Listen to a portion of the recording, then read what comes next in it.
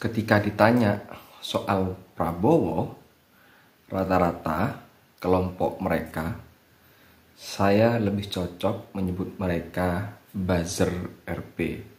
Walaupun saya tidak tahu apakah mereka dibayar atau tidak. Tapi yang jelas, kalau melihat secara kasat mata, sepertinya tidak mungkin kalau mereka tidak digerakkan secara terorganisir. Dan bukan hanya buzzer ini, tapi orang-orang ya partai mereka. Nah, selalu menjelaskan soal track record bahwa Prabowo punya sejarah kelam, punya sejarah berdarah, yaitu ketika tahun 98, sehingga menjadi penjahat HAM itu selalu disematkan kepada Prabowo.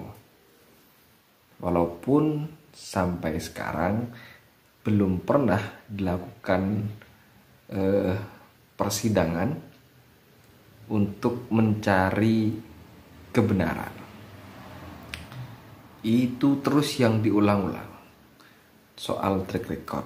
Nah, bagaimana track record Ganjar? Apakah Ganjar ini benar-benar bersih?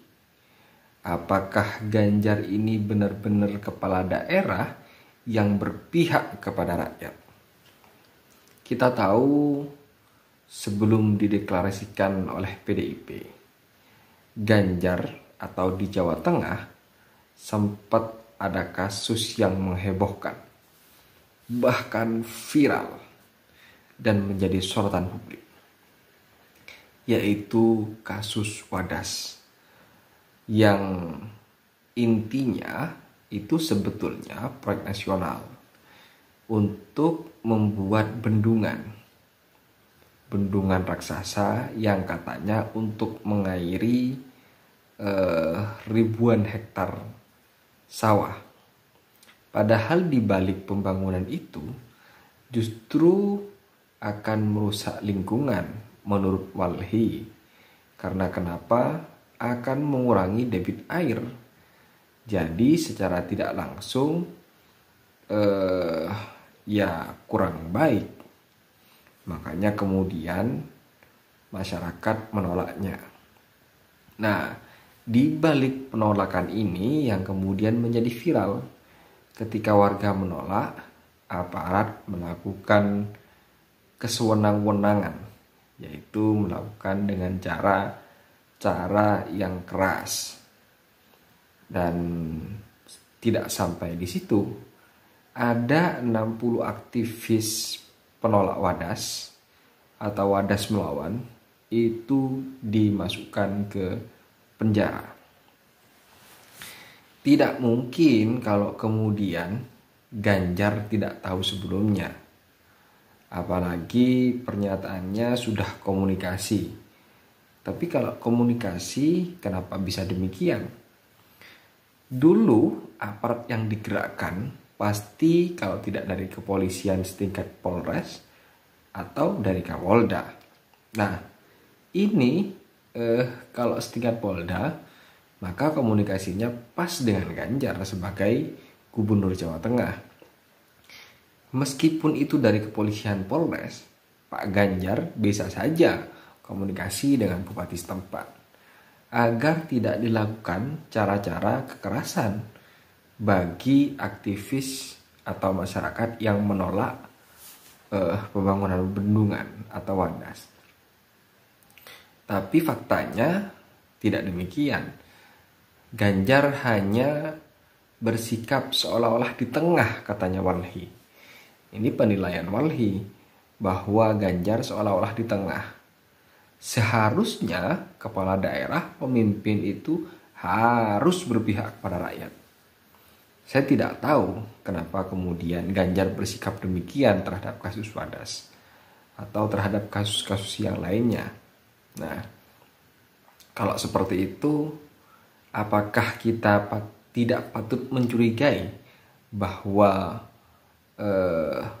Pak Ganjar ini dulunya ada kemungkinan pro terhadap kelompok oligarki atau mereka yang berkepentingan untuk membangun bendungan atau apalah. Harusnya pemimpin itu harus berpihak pada rakyat karena dia dipilih oleh rakyat dan dia diposisikan sebagai pemimpin untuk memperjuangkan hak rakyat, bukan justru mengkebiri, menghabisi, apalagi sampai melakukan kekerasan terhadap rakyat. Nah, ini track record yang pertama yang semuanya sudah tahu. Yang kedua, sebelum Wadas itu ada kasus yang juga sama viral, dan ini anehnya masyarakat itu sudah melakukan berbagai upaya untuk menolaknya, tapi Ganjar tidak bergeming. Kasus apa itu? Kasus Kendeng, bangunan pabrik semen.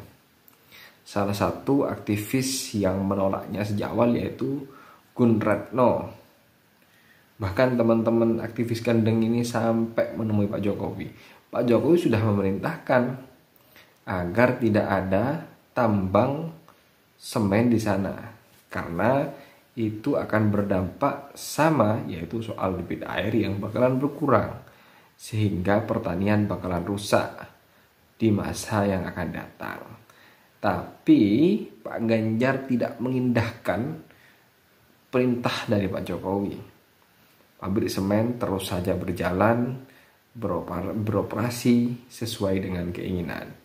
Sebelumnya masyarakat itu juga sudah melakukan gugatan. Bahkan kalau tidak salah sudah menang di tingkatan tertinggi. Tapi apa? Pak Ganjar mengeluarkan izin baru. Ini disengaja atau tidak? Ataukah Pak Ganjar mendapatkan tekanan? Atau bagaimana? Saya tidak tahu. Tapi yang jelas ini adalah track record seorang Ganjar sebagai kepala daerah yang tidak pro, yang tidak berpihak kepada rakyat. Dua kasus ini saya rasa sudah lebih dari cukup bagi kita, Anda, saudara-saudara sekalian, untuk tidak memberikan dukungannya kepada Ganjar sebagai capres yang diusung oleh PDIP. Apalagi Ganjar ini hanya sebatas petugas partai. Jadi kalau dia terpilih nanti sebagai presiden, posisinya dia tetap bakalan sebagai petugas partai.